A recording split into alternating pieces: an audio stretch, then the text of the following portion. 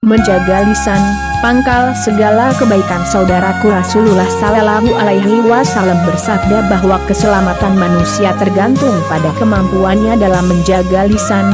Keselamatan manusia tergantung pada kemampuannya menjaga lisan. Hr. Al-Bukhari, sebab lisan diibaratkan pisau yang apabila salah menggunakannya akan melukai banyak orang. Pada zaman era digital seperti sekarang ini, ketajaman lisan kadang juga mewujud dalam aktivitas di media sosial melalui status-status yang ditulis. Sudah semestinya, sebagai umat Islam membuat status di media sosial yang tak menyinggung orang lain. Seperti yang dialami Imam Besar Habib Rizik belakangan ini, ia dibully, dicaci maki, difitnah macam-macam. Ada orang yang mengatakan Habib Rizik bukan orang suci. Padahal, Habib Rizik sendiri tidak pernah mengatakan dirinya orang suci. Saudaraku, Rasulullah Shallallahu Alaihi Wasallam bersabda, hendaklah engkau lebih banyak diam, sebab diam dapat menyingkirkan setan dan menolongmu terhadap urusan agamamu. Hr. Ahmad. Allah Azza wa Jalla memperingatkan bahwa terdapat malaikat yang mencatat setiap ucapan manusia, yang baik maupun yang buruk. Allah Azza wa Jalla berfirman, tiada suatu ucapan pun yang diucapkannya melainkan ada di dekatnya malaikat pengawas yang selalu hadir. Quran Surat Kahf 18. Saudaraku, hukuman untuk manusia yang tidak menjaga lisannya juga sudah dituliskan. Dalam riwayat Muslim disebutkan, sesungguhnya seorang hamba mengucapkan kalimat tanpa dipikirkan terlebih dahulu, dan karenanya dia terjatuh ke dalam neraka sejauh antara timur dan barat. Hr. Muslim nomor 2988, Allah Azza wa Jalla berfirman, hai orang-orang yang beriman, bertakwalah kamu sekalian kepada Allah dan katakanlah perkataan yang benar, niscaya Allah memperbaiki amalan-amalanmu dan mengampuni dosa-dosamu. Barang siapa mentaati Allah dan Rasul-Nya, maka sesungguhnya ia telah mendapat kemenangan yang besar. Quran Surat Al-Ahzab 70-71. Dalam ayat lain disebutkan, hai orang-orang yang beriman, jauhilah kebanyakan berprasangka, karena sesungguhnya sebagian tindakan berprasangka itu adalah dosa.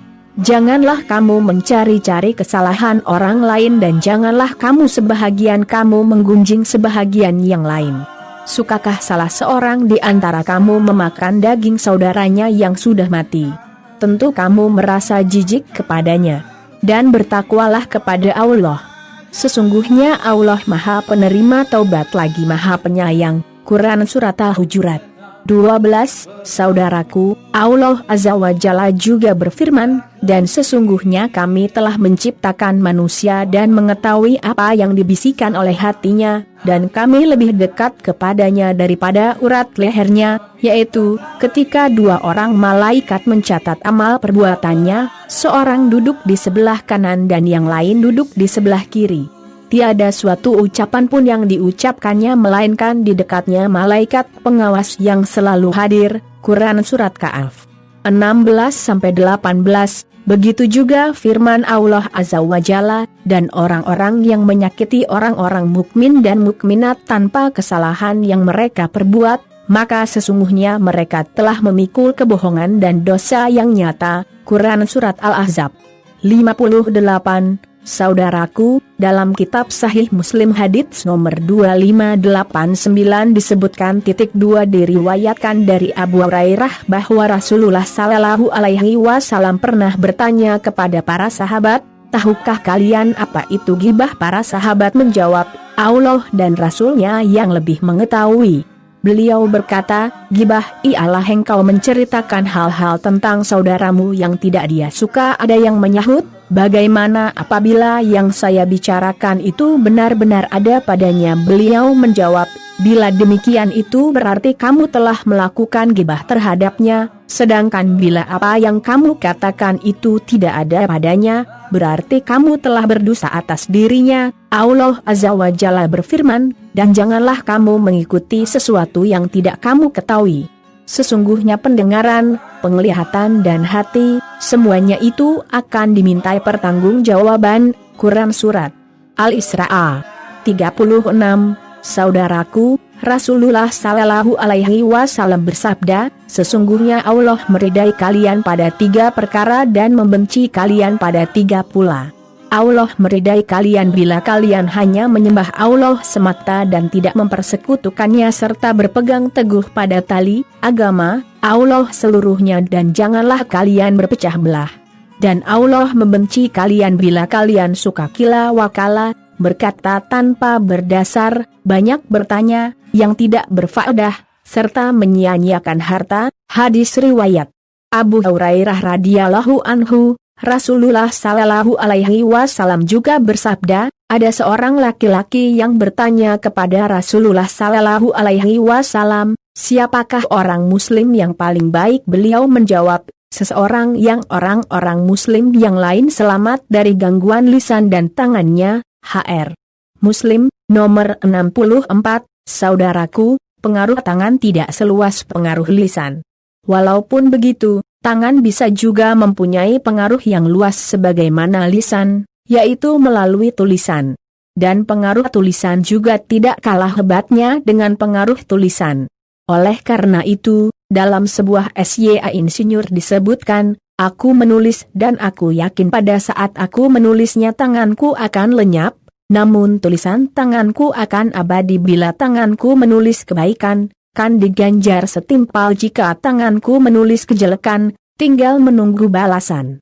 Saudaraku, Rasulullah Shallallahu Alaihi Wasallam bersabda, barang siapa yang beriman kepada Allah dan hari akhir maka hendaknya dia berkata yang baik atau diam. HR Al-Bukhari, nomor 6474. Imam Nawawi berkomentar tentang hadits ini ketika menjelaskan hadits Sarbain. Beliau menjelaskan, Imam Syafi'i menjelaskan bahwa maksud hadits ini adalah apabila seseorang hendak berkata hendaklah ia berpikir terlebih dahulu. Jika diperkirakan perkataannya tidak akan membawa mudarat, maka silahkan dia berbicara. Akan tetapi, jika diperkirakan perkataannya itu akan membawa mudarat atau ragu apakah membawa mudarat atau tidak, maka hendaknya dia tidak usah berbicara. Sebagian ulama berkata, seandainya kalian yang membelikan kertas untuk para malaikat yang mencatat amal kalian, niscaya kalian akan lebih banyak diam. Orang yang berakal selayaknya lebih banyak diam daripada bicara. Hal itu karena betapa banyak orang yang menyesal karena bicara, dan sedikit yang menyesal karena diam. Orang yang berakal seharusnya lebih banyak mempergunakan kedua telinganya daripada mulutnya. Dia menyadari bahwa dia diberi telinga 2 buah, sedangkan diberi mulut hanya 1 adalah supaya dia lebih banyak mendengar daripada berbicara. Seringkali orang menyesal di kemudian hari karena perkataan yang diucapkannya, sementara diamnya tidak akan pernah membawa penyesalan. Dan menarik diri dari perkataan yang belum diucapkan adalah lebih mudah daripada menarik perkataan yang telah terlanjur diucapkan. Hal itu karena biasanya apabila seseorang tengah berbicara maka perkataan-perkataannya akan menguasai dirinya. Sebaliknya, bila tidak sedang berbicara maka dia akan mampu mengendalikan perkataan-perkataannya.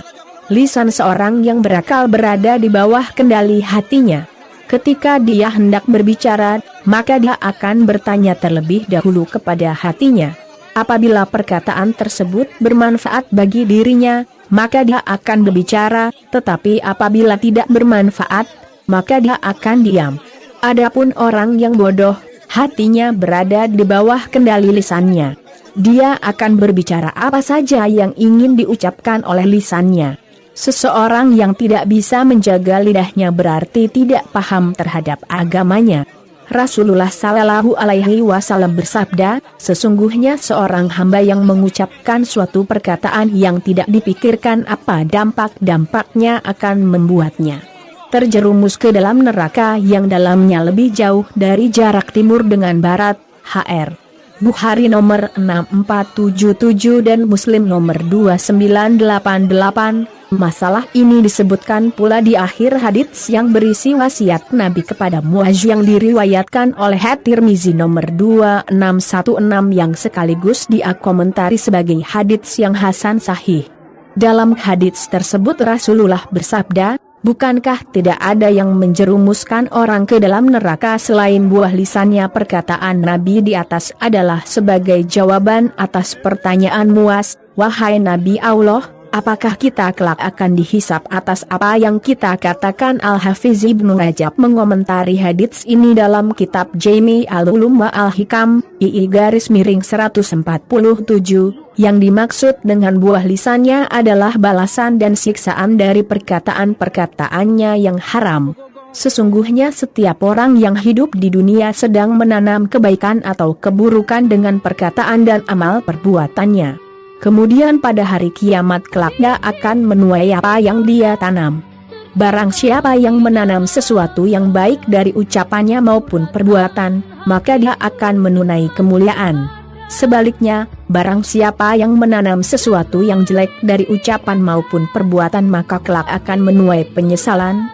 Beliau juga berkata dalam kitab yang sama, hal ini menunjukkan bahwa menjaga lisan merupakan pangkal segala kebaikan.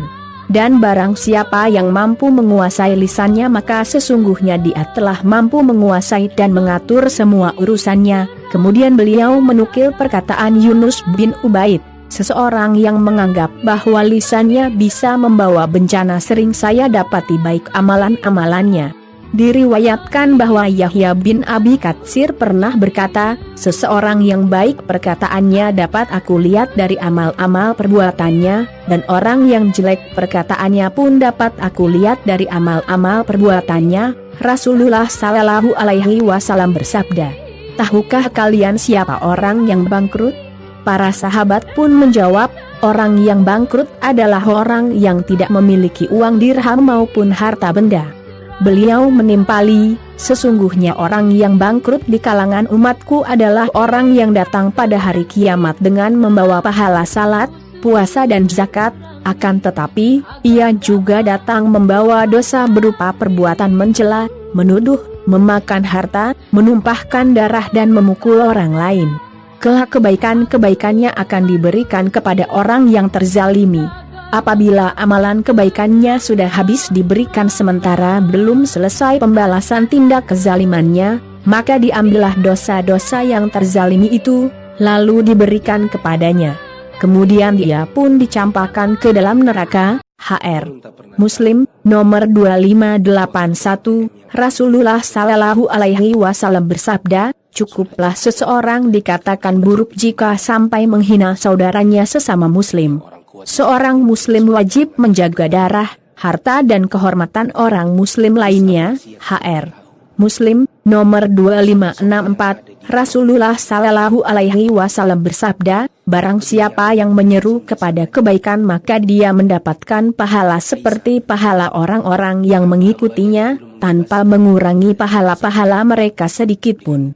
Dan barang siapa yang menyeru kepada kesesatan maka baginya dosa seperti dosa orang-orang yang mengikutinya tanpa mengurangi dosa-dosa mereka sedikitpun. HR Muslim nomor 2674, saudaraku, Rasulullah Shallallahu Alaihi Wasallam bersabda, sesungguhnya Allah berfirman, barang siapa yang memusuhi kekasihku, maka kuizinkan ia untuk diperangi. HR Abu Hurairah nomor 6505, dari Abu Hurairah radhiyallahu anhu berkata, Rasulullah Shallallahu Alaihi Wasallam bersabda, sesungguhnya Allah Ta'ala berfirman, siapa yang memusuhi waliku maka telah aku umumkan perang terhadapnya.